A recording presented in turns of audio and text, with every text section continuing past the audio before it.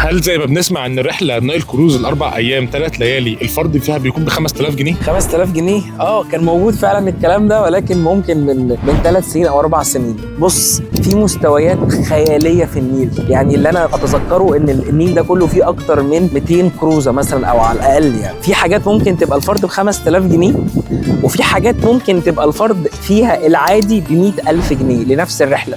3 ليالي عادي خالص ب 100000 جنيه للفرد، ولكن الفروقات كلها بتبقى جوهريه، يعني سيرفيس وخدمه ونظافه واكل وانترتينمنت على المركب وستاف وكل حاجه بتكون مختلفه. فانا ما انصحش ال 5000 جنيه دي، ولكن يعني اللي عايز يتبسط يتبسط، ولكن كل واحد بيكون فاهم ان كل ما يدفع اكتر كل ما ياخد مستوى اعلى. ما ينفعش انت تطلع مثلا تدور على كروز ما، ده لو موجود ب 5000. انا مش متاكد من المعلومه، بس انا ما شفتهاش الموسم ده او الموسم اللي فات على الاقل. قبل كده لو انت تدفع 5000 جنيه ما تتوقعش انك هتلاقي اوريدي حاجه مستوى معين، لا، مستوى بيبقى تعبان، الغرفه ما بتبقاش كويسه، ولا في صيانه للمركب ولا اي حاجه خالص. انت وبميزانيتك بقى.